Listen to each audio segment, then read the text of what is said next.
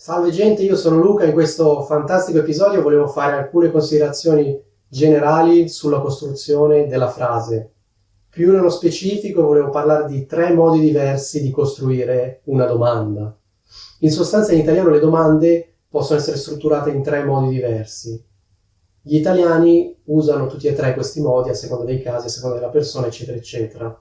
Ho notato invece che gli stranieri che studiano l'italiano tendono a usare sempre e comunque soltanto una di queste strutture, quella che potremmo definire la struttura standard. Questo vale anche per le persone che parlano l'italiano benissimo, che comunque continuano a usare sempre e comunque soltanto una di queste tre forme. Questo perché effettivamente questa è la struttura standard, comunque la struttura che viene insegnata.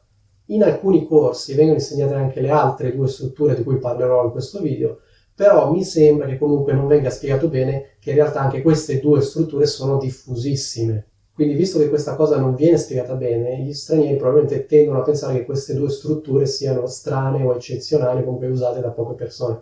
In realtà non è così. Comunque sia, facciamo subito degli esempi. Facciamo finta che io voglia chiedere a una persona se ha comprato il pane. A questa persona io potrei chiedere: hai comprato il pane? Ecco, questa è quella che si potrebbe definire la struttura standard, cioè verbo più il complemento oggetto, che in questo caso è il pane. No? Quindi, hai comprato il pane? E questo è come suona la domanda. Questa è la struttura che tendono a usare gli stranieri sempre e comunque, che è la struttura, se vogliamo, più semplice. Poi c'è la seconda struttura che è: l'hai comprato il pane? L'hai comprato il pane? Ecco, come vedete, qual è la differenza? Che in questo caso prima di hai comprato c'è il pronome. Una persona potrebbe pensare che questa frase sia sgrammaticata, perché c'è il pronome e poi c'è il complemento oggetto, quindi è ridondante, c'è una ripetizione. Da un punto di vista grammaticale probabilmente sì, è una frase ridondante, perché in sostanza non c'è nessun bisogno di aggiungere questo pronome all'inizio, prima del verbo, no? C'è lo hai comprato il pane, non è necessario, io potrei dire hai comprato il pane e non è necessario far precedere il verbo dal pronome. Tuttavia questa è una forma veramente molto usata. Poi c'è la terza forma che è: il pane l'hai comprato? In questa forma in sostanza il verbo va in fondo alla frase ed è preceduto ancora una volta da un pronome ridondante. Di nuovo anche questa forma è usatissima. E non è sbagliata, nel senso, uno potrebbe dire che è sbagliata, ma in realtà non è sbagliata perché comunque la usano un sacco di persone. Quindi, ricapitolando, le tre forme sono: hai comprato il pane? Prima forma. Seconda forma: l'hai comprato il pane? Terza forma: il pane l'hai comprato?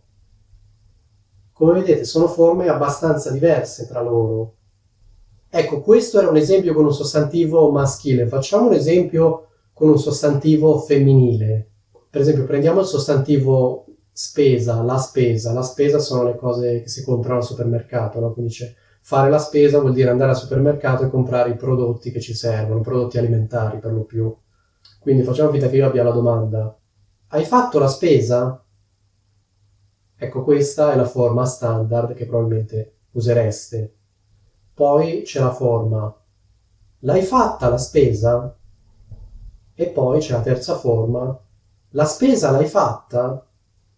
Quindi come vedete la struttura è esattamente la stessa che abbiamo visto prima.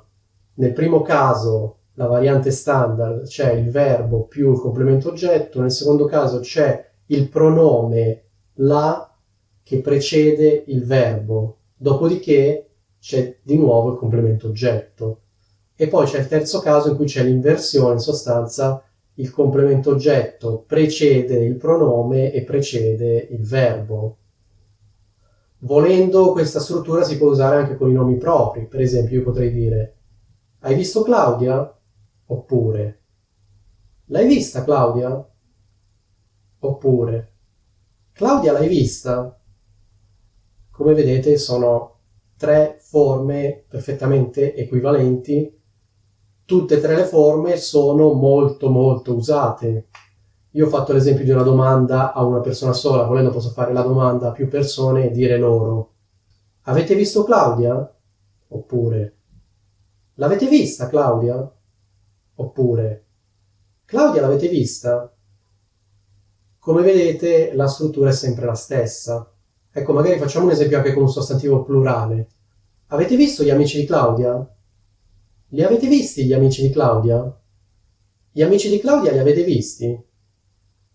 Come vedete, la struttura è sempre la stessa. Magari facciamo un esempio con un sostantivo plurale femminile.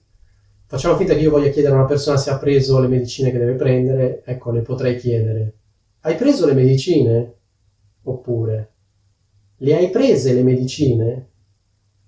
Oppure, le medicine le hai prese?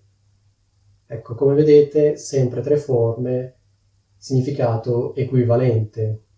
Ecco, spero che l'idea sia chiara. Magari se non è chiaro, se avete bisogno di altri esempi, magari scrivetemelo qua sotto nei commenti. Comunque sia, perché ci tenevo a fare questo video? Perché, come dicevo all'inizio, in sostanza ho notato che gli stranieri tendono sempre e comunque a usare la prima forma, cioè per gli stranieri è come se esistesse soltanto la prima forma, che evidentemente è quella più intuitiva e quella più logica da un punto di vista grammaticale. Effettivamente le altre due forme mi rendo conto che per uno straniero potrebbero sembrare un attimo strane, anzi qualcuno potrebbe anche pensare che si tratti di un errore. In realtà nella lingua parlata colloquiale le altre forme sono usatissime. Adesso io qui non ho statistiche alla mano, ma vi posso dire come percezione di madrelingua che probabilmente queste tre forme sono diffuse probabilmente allo stesso modo, quindi un 33% ciascuna.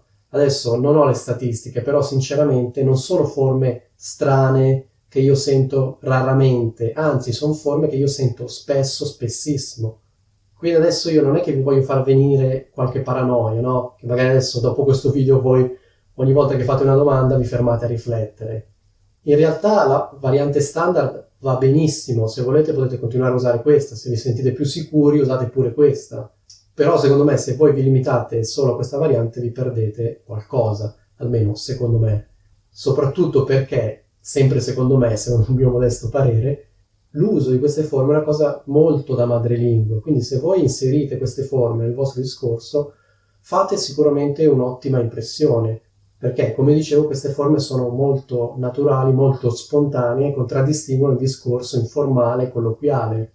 Alla fine non mi sembra che sia una cosa troppo complicata da imparare da un punto di vista, diciamo, grammaticale, in sostanza basta aggiungere il pronome per quanto riguarda la seconda forma, per quanto riguarda la terza forma forse è un po' più complessa perché prevede anche un'inversione, però la seconda forma in sostanza prima del verbo basta introdurre il pronome. Come dicevo all'inizio, probabilmente alcune grammatiche ne parlano di queste strutture, probabilmente qualcuno ve le ha spiegate, però ci tenevo a sottolineare quanto queste forme siano diffuse. Cioè, se voi parlate con un italiano, probabilmente una frase su tre è con la prima forma, una frase su tre è con la seconda, una frase su tre è con la terza. Ecco, questo è quanto. Spero che sia tutto chiaro, che questo video vi sia piaciuto. Se vi è piaciuto, mi raccomando, lasciate un mi piace qua sotto. Detto ciò, vi saluto.